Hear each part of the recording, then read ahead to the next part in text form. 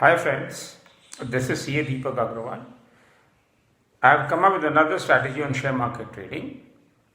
Now this strategy is basically based on a concept in company accounts. The concept is float. So what I'll be doing here is I'll be first explaining what is a float and then using this concept to understand the market movement. So I can strategize my strategy in the market based on the concept called float. Now what is a float? A float is the total number of shares issued by the company in the market. That can be through the IPO route, FPO route, bonus shares, right share, private placement and bought out deal. So taken together that is called float. So I'm assuming that at a particular point of time the number of shares or the float remain same. This float can go up, this float can go down. In case there is a buyback, the share float will go down. In case more shares issued, the float will go up. So for practical purposes, the float remains same at a particular point of time. Now, let's say an example of company X. The company has issued 10 million shares of company X. For the same company, the price of the share has gradually risen from rupees 100 to say rupees 1000. Since there is a buying momentum, everybody is buying, so the share price has gone up from rupees 100 to rupees 1000. That means all these shares are collectively held by myself, retail investors, brokers, speculators, punters, FIs, promoters, bankers, underwriters, all taken together. Now, if the share price remains at rupees 1000, how will it come down? Suppose everybody has it in its own demat account, then how will the trading take place?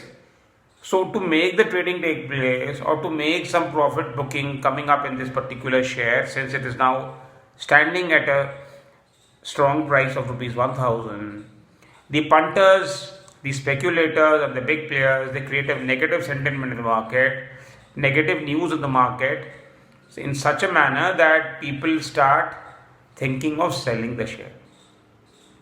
So what is happening now is that these big players, the punters, speculators will now keep on selling their shares.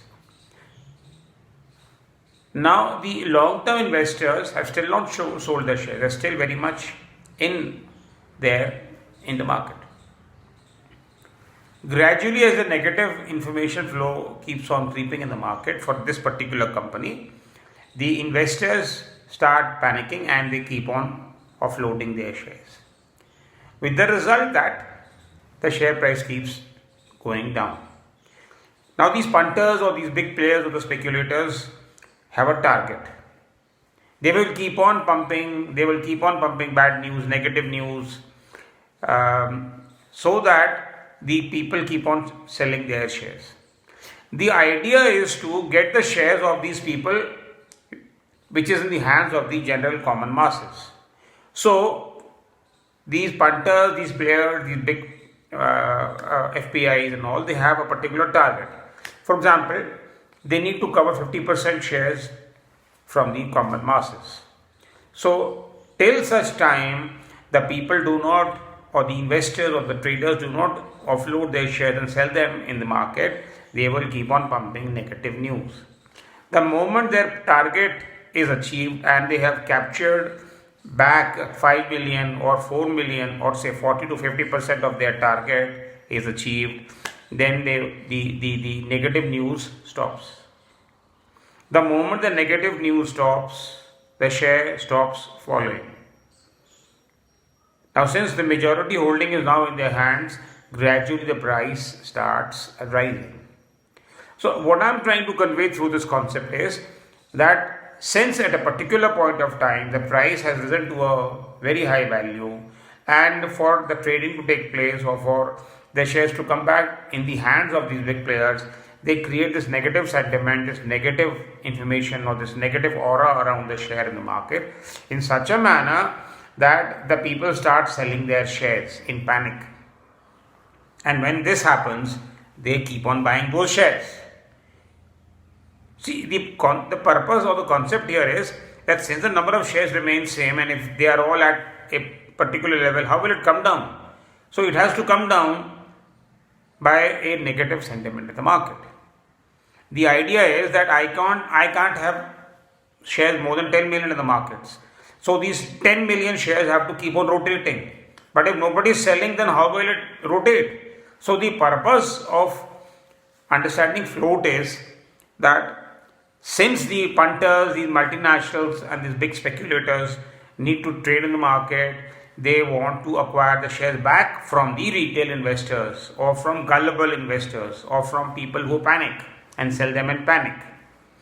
So what I'm trying to tell you by float is that since the number of shares in the market for a particular company remains unchanged, remains same, this upside and downside of the share is a very normal and a healthy phenomena. So it has to be understood in that concept, in that context. So if there is a selling, that means the punters are acquiring the shares. So do not panic. Never sell your shares in panic. I always keep on telling people, investors, whenever there is a panic selling, hold on to your portfolio. You will always make a gain in a short run. Don't sell the shares. You will have noticed, if you look at the historical record of panic selling, you will find that after panic selling, there is a lull, and then after some time the share regains its original value. So the purpose of understanding float, I just summarize, is to tell you that since the number of shares in the market are limited, the shares have to come down, they have to go up. So since there are no extra shares, we have to rotate the same number of shares. So the punters keep on circulating, trading, rotating, juggling the same quantum of shares as there are in the market. And for that, the negative and the positive news keeps on circulating in the market.